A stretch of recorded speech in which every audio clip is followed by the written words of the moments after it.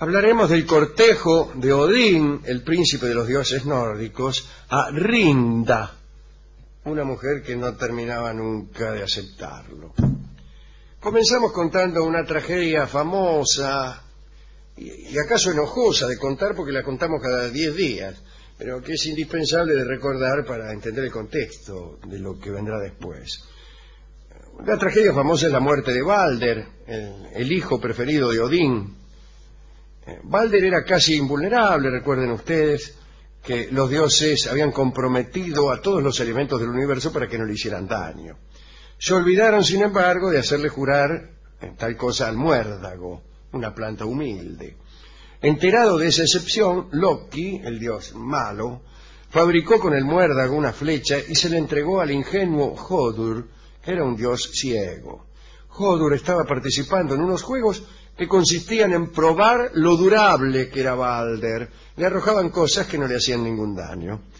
Loki le dio la flecha de muérdago a Hodur para que la tirara. Hodur lo hizo y para sorpresa de todos Balder cayó muerto. Hubo dolor, hubo intentos por rescatarlo de la muerte, etcétera, etcétera. Lo que hoy contaremos es lo siguiente.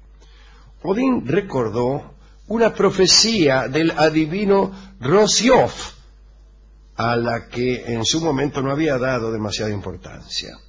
El adivino le había dicho que perdería un hijo, pero también predijo que si conseguía casarse con la hija del rey de los Rutenes, Billing, así se llamaba, ella le daría otro hijo, que alcanzaría la adultez en unas pocas horas y vengaría la muerte del hijo perdido.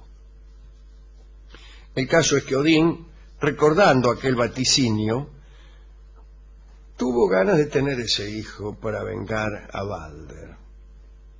¿De qué le servía esa venganza? No lo sé. Pero viajó a tierra de los Rutenes para cortejar, disfrazado, a la princesa sugerida.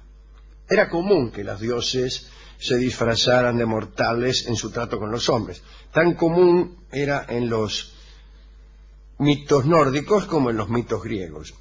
Este carácter común obedecía a que en general los mitos nórdicos provenían de los mitos griegos, pero no siempre. Lamentablemente el cortejo de esta dama no fue fácil. Mientras Odín viajaba al reino de Billing, el rey estaba preocupado por ciertas invasiones que se le venían. Billing ya estaba viejo para pelear y su única descendencia era su hija, Rinda, que estaba en edad de casarse, pero rehusaba obstinadamente elegir un esposo entre sus muchos pretendientes, y entonces no le proporcionaba a su padre la ayuda que necesitaba. Apareció súbitamente en el palacio Odín.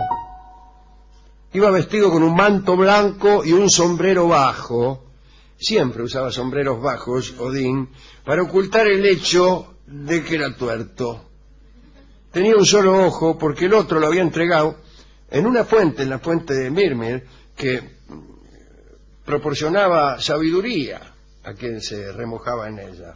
Pero a Odín le exigieron, para poder pegarse una enjuagada, un ojo como pago de la sabiduría. Y Odín dijo, no está mal, y pagó. Odín preguntó entonces al viejo Billing por qué estaba tan preocupado. Y Billing le contó lo sucedido, decir, mirá, me están invadiendo, mi hija no se quiere casar, etc. Odín se ofreció como voluntario para encabezar el ejército contra el enemigo, y sus servicios fueron aceptados. No pasó mucho tiempo antes de que Odín obtuviera una victoria. Triunfante, le solicitó al viejo Billing permiso para cortejar a Rinda y convertirla en su esposa. Billing dio su consentimiento, y Odín, siempre disfrazado de mortal, se presentó ante la princesa, pero ella lo rechazó. Incluso cuando él la quiso besar, le metió un castañazo y lo obligó a retirarse. Odín, sin embargo, no se rindió. Necesitaba amarla para vengar a su hijo Balder. Su siguiente paso fue asumir la forma de otro hombre. En este caso se trataba de un señor dueño de notables habilidades para la herrería. Así se presentó otra vez en la corte de Billing, fabricó algunos armamentos de plata y oro, multiplicó las riquezas del rey y obtuvo permiso otra vez para presentar respetos a la princesa. El herrero fue, sin embargo, rechazado y nuevamente la mina le encajó un bollo. En la siguiente ocasión, Odín se presentó ante esta dama disfrazado de un joven y bello guerrero, pero cuando intentó besarla, ella lo empujó bruscamente y Odín cayó al suelo. Ya impaciente, el dios ejerció su poder divino. Sacó una varita mágica, la apuntó hacia Rinda y profirió, mejor dicho, construyó un hechizo tan terrible que ella cayó rígida al piso.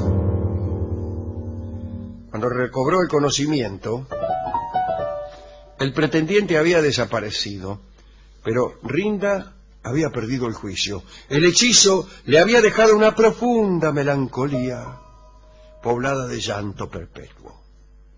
En vano llamaron a sabios y curanderos, no pudieron consolarla. Entonces se presentó de nuevo Odín en todo su esplendor, ya no como un mortal, sino como lo que era, el príncipe de los dioses. Billing se sintió dispuesto a consentir lo que fuese. Odín desbarató el hechizo y Rinda se entregó finalmente a sus brazos. Y la profecía del adivino Roshoff vino a cumplirse. Rinda tuvo un hijo llamado Vali, que creció con una gran velocidad. En un solo día había alcanzado su estatura máxima. Vali, con un día de edad, corrió al Asgard, tomó un arco y una flecha para vengar la muerte de su hermano, y aunque el verdadero culpable era Loki, el malvado, Vali disparó su arco sobre Hodur, el dios ciego, y Hodur cayó muerto. De nada sirvió el cumplir esta venganza, pues Odín siguió tan triste como antes, y Balder no regresó, y nada bueno sucedió. Todos estos esfuerzos fueron inútiles, pero en alguna época la venganza era una institución que había que respetar mucho. Había que vengarse, aunque se supiera, como se sabe hoy, que la venganza no sirve para nada. Y lo digo yo. Así termina esta historia, donde los platos rotos fueron pagados por el pobre Hodur, que no entendía nada y que no tenía absolutamente ninguna culpa. Hemos ido a la discoteca y le hemos referido esta historia muchas veces al discotecario. No la entendió. Entonces fue resumida la historia del siguiente modo. Alguien requiere de amores a una dama y ésta lo rechaza. Le pareció demasiado complicada.